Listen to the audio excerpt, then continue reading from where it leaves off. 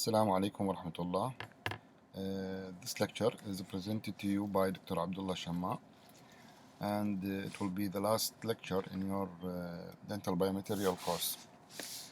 The title is the Dental Biomaterials Imaging and Testing Part 2. In this lecture, we will discuss three important testing which is used especially in our research. These are the Raman, Spectroscopy, FTIR, and XRD. Raman spectroscopy is based on the interaction of the electromagnetic energy light with the object. So when a light or electromagnetic energy is directed to a material, it will interact with either reflection, absorption, transmission, or scattering. The scattering part is the basis for the idea of Raman spectroscopy.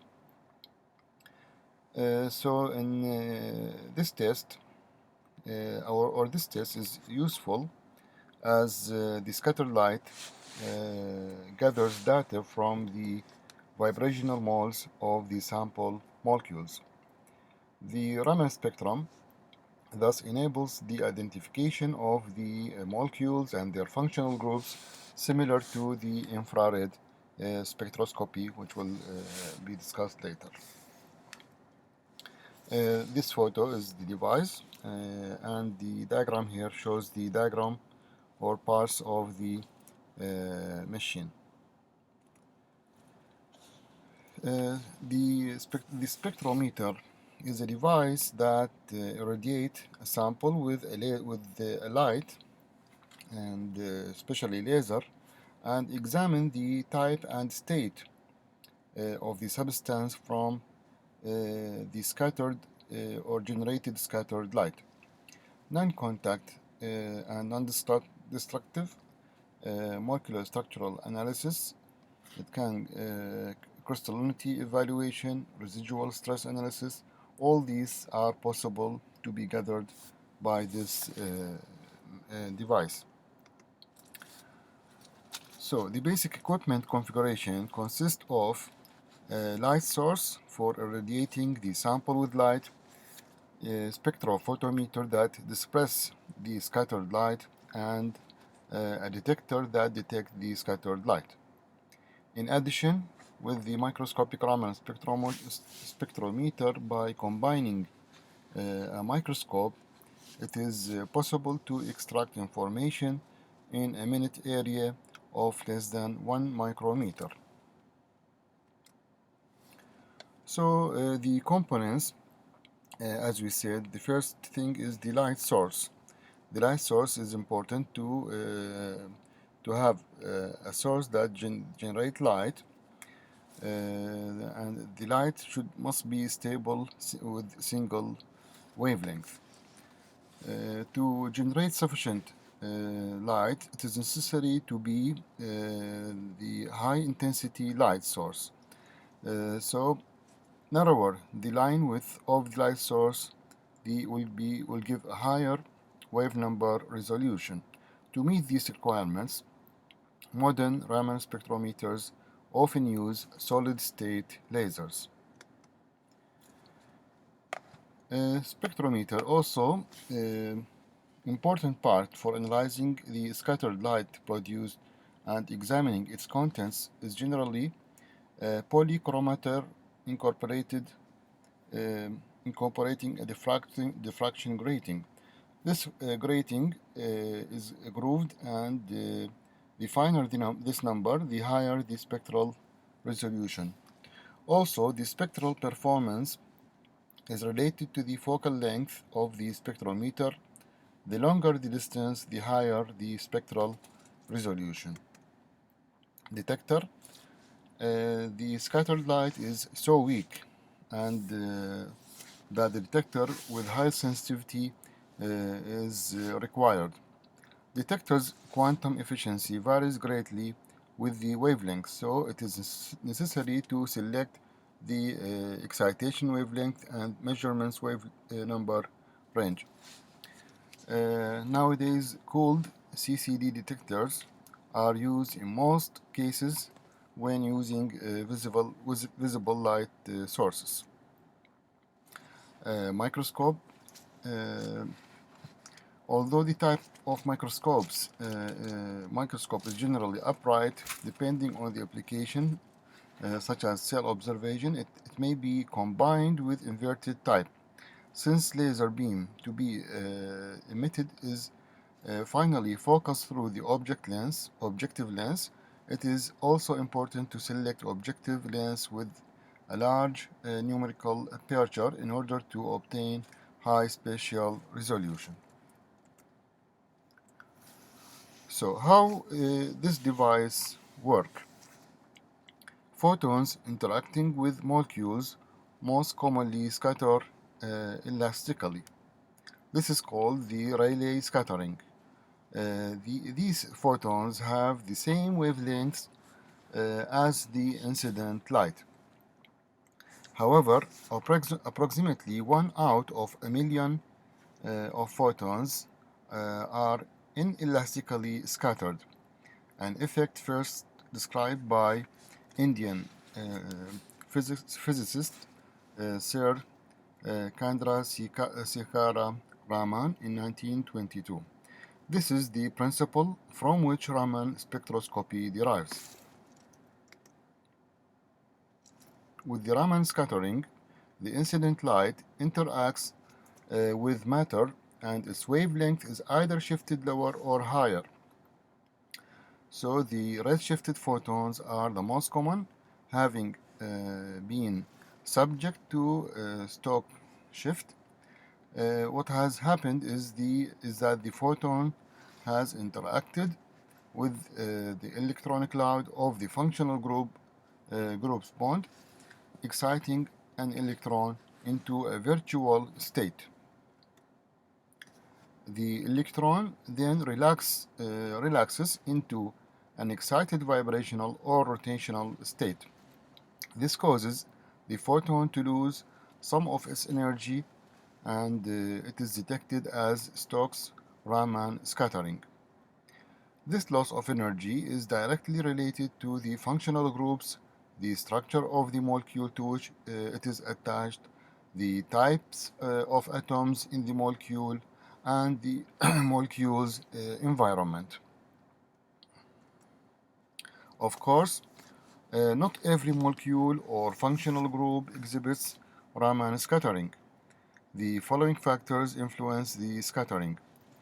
The polarization state of the molecule, which determines the Raman scattering intensity, and the greater the change of the polarizability of the functional group, the greater the intensity of the Raman scattering effect. This means that some vibrational or rotational transitions which exhibit low polarizability and will not be Raman active. They will not appear in the Raman spectra. Types of the Raman spectroscopy is the first one is the basic one. Other types modified are the micro Raman spectroscopy, resonance Raman spectroscopy, and the surface enhanced Raman spectroscopy.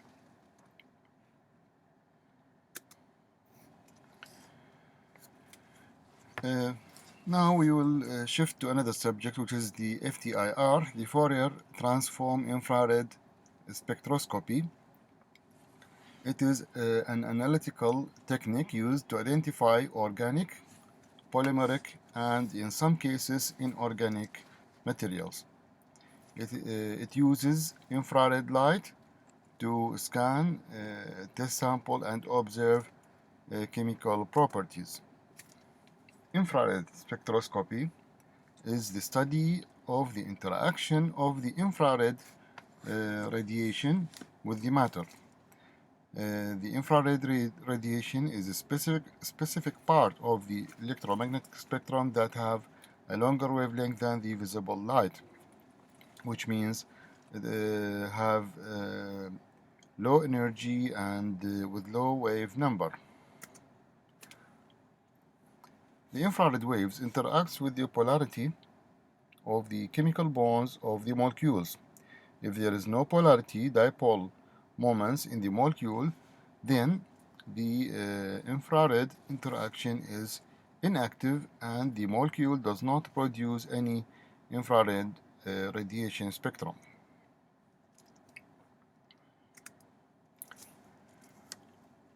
Photon energies associated with the infrared are not large enough to excite electrons, but may induce vibrational excitation of the covalently bonded atoms and groups. The covalent bonds in the molecules are not stiff sticks or rods, but are more look like stiff springs that can be stretched or bent. So the idea of the FTIR depends on the absorption of the infrared radiation. Therefore, this infrared spectroscopy is a technique based on the fact that most molecules absorb light in the infrared spectra. When a molecule absorbs the radiation, its chemical bonds vibrate. The bonds can stretch, contract, and bend. For a molecule to show infrared absorption, it must have a specific feature called which is that this feature is that the electric dipole moments of the molecule, this moment should change during vibration. This is the selection role for the infrared spectroscopy, and this means that vibration that produce change in the dipole moments, only these vibrations will be observed as signals in the infrared spectrum and will be regarded as active infrared.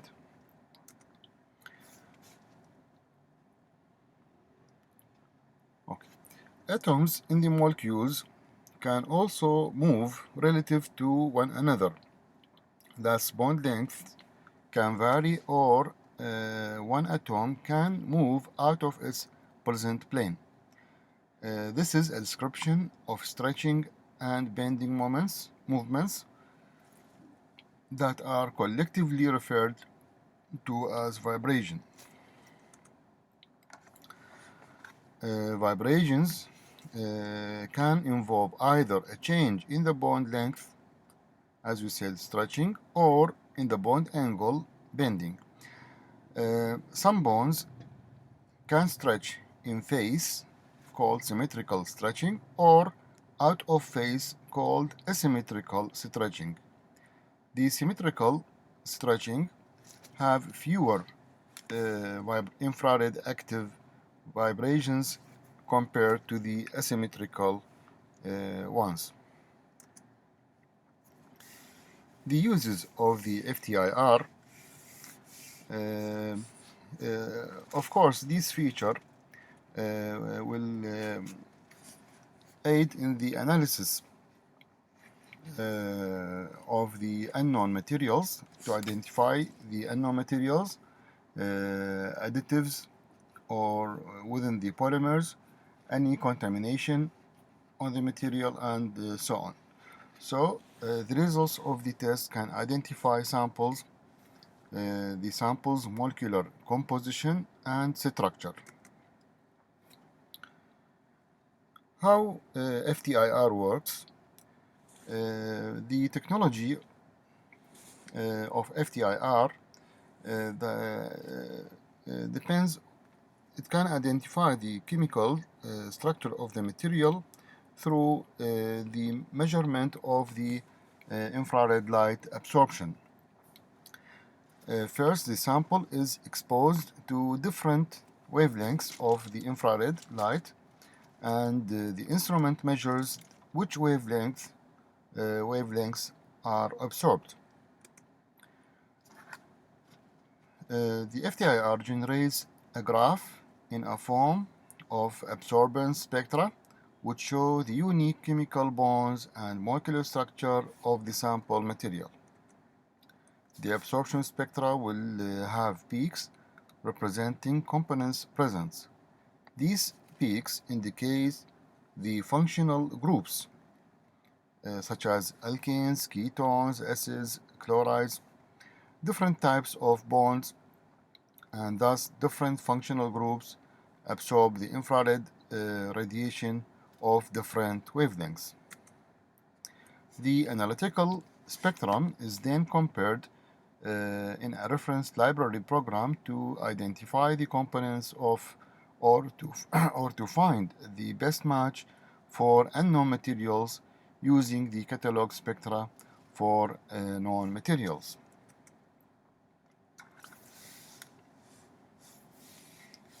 Preparation for the FTIR sample. The FTIR sample preparation cell designed according to type of the sample. The sample may be liquid or solid or gas. For the gaseous sample, the preparation requires very little preparation beyond purification, but a sample cell with long path length, typically 5 to 10 centimeter, is normally needed as gases show relatively weak absorbance. For liquid samples, first we have to place the drop of the liquid on the face of a highly polished salt plate, with high purity salts such as sodium chloride, silver chloride, or the potassium bromide. Then place the second plate on the top of the first one so as to spread the liquid in a thin layer between these plates, and clamping the plates together, making a sandwich. For solid sample preparation, it can be prepared as thin plate samples. You can use standard magnetic plate sample holder. It can be prepared with powder sample. And the last technique is the cast film technique, which is used mainly for polymeric compounds. Sample is first dissolved in suitable non-hygroscopic solvent. A drop of this solution is deposited on the surface of the KBR or NaCl cell. The solution is then evaporated to dryness, and the film formed on the cell is analyzed directly. Care is important to ensure that the film is not too thick, otherwise light cannot pass through.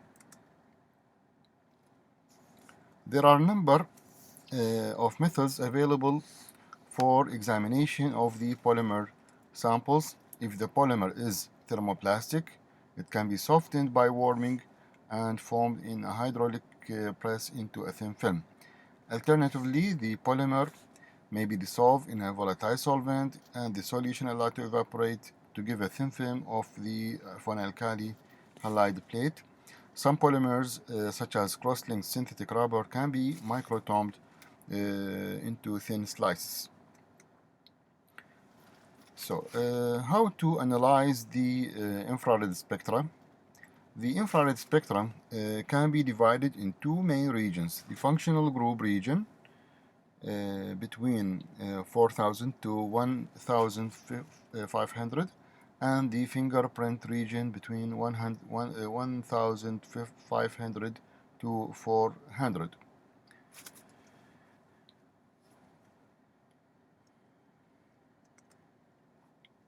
The functional group region is further subdivided into three so-called three zones of analysis: Zone 1, 2, 3. The Zone 1 from 4000 to 2500 included single band like OH, NH, and CH.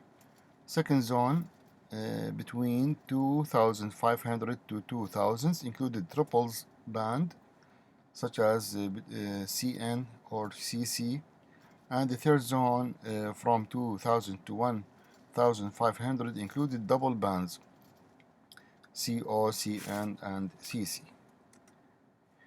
The peak positions, intensities, widths, and shapes all provide useful information. In FTIR, an increase in the peak intensity usually means an increase in the amount of the functional group associated with the molecular bond. In general, the width of the infrared band for solid and liquid samples is determined by the number of the chemical environments, which is related to the strength of the intermolecular interactions, such as hydrogen bonding. In any sample where hydrogen bonding occurs, the number and strength of the intermolecular interactions varies greatly within the sample, causing the bands in these samples to be particularly broad. When intermolecular interactions are weak, the number of the chemical environments is small, and narrow infrared bands are observed.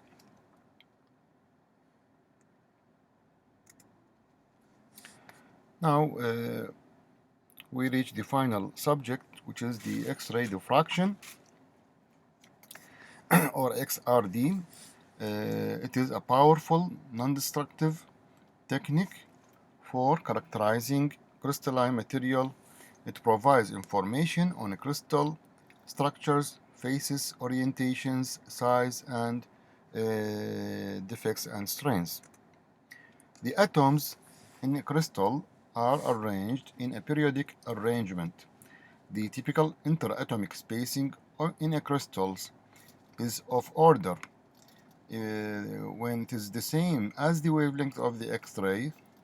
These atoms can diffract light. The principle for the XRD, based on the Bragg's law, which explain the interference pattern of the X-ray scattered by the crystals.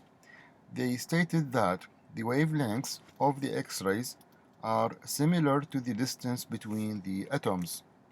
The scattering of the X-rays from the atoms produce a diffraction pattern which contains information about the atomic arrangement within the crystal. When the X-ray hit the atom of the sample, the path of the X-ray is altered. The Bragg's law relates the periodically reoccurring distances of the lattice plane or d-spacing to the wavelength of the X-ray and the Bragg's angle theta angle. This equation it is not recommended. It is not required for you to know the how the XRD works. The X-ray diffraction consists of three basic elements: the X-ray tube, the sample holder, and the detector. The detector records and processes this X-ray signal and converts the signal into a count rate, which is then output to a printer or computer monitor. These X-rays are generated by a cathode tube filtered to produce monochromatic radiation, collimated to concentrate and directed towards the sample. The detector records the angles at which the families of lattice planes scatter the X-ray beam and the intensities of the diffracted X-ray beam. The detector is scanned around the sample along a circle in order to collect all the diffracted X-ray beams. The angular positions 2 theta and the intensities of the diffracted peaks of radiation produce a two-dimensional pattern. This pattern is a characteristic of the material analyzed, or what we call it the fingerprint of the material. These diffracted X-rays are then detected, processed, and counted by scanning the sample through a range of 2 theta angles.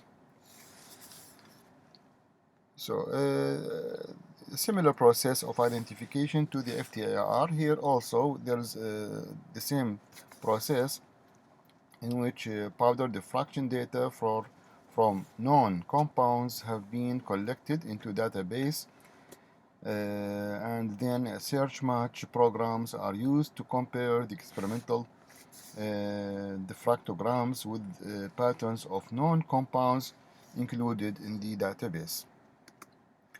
The X-ray diffraction pattern is a fingerprint that lets you to figure out the sample.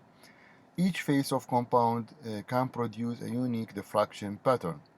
This phase has a specific chemistry and atomic arrangement. For example, quartz, cristobalite, and glass are all different phases of the same material, of the same chemical formula, which is the silicon dioxide. They are chemically identical, but the atoms are arranged differently. So the X-ray diffraction pattern is distinct for each phase, each different phase of these different phases. Amorphous materials like glass, for example, do not produce sharp diffraction peaks. So it is important to study the peak of the XRD. It gives many important features. So the analysis should be, or the graph output consists of the peak position. We have to know the position of the peak, also to the shape and the width and the intensity of the peak. The position determined of the peak determined by size and shape of the unit cell. It depends on the spacing according to the Bragg law. The shape and width of the peak, according to the Scherrer equation, is determined by the instrument parameters, temperature, crystal size, strain, and imperfection, while the intensity of the peak is determined by the atomic number and position of the various atoms within the unit cell. Preparation for the XRD sample. It is very important to get a proper sample preparation before analyzing the sample. The sample preparation include not only the right sample treatment to remove the undesirable substances, but also appropriate techniques to obtain desirable particle size, orientation, thickness, and other parameters. Reduction of the powders to fine particles also ensures enough particle participation in the diffraction process. The recommended size range is around 1 to 5 micrometer. Grinding is accomplished either through hand grinding or in a mechanical grinder. The effects of excessive grinding include lattice distortion and possible formation of an amorphous layer outside the grains. A variety of sample holders are also available for the XRD to accommodate the different sample volumes and forms. I think I get to the last slide. Thank you very much, and hoping that these two lectures were informative. Thank you.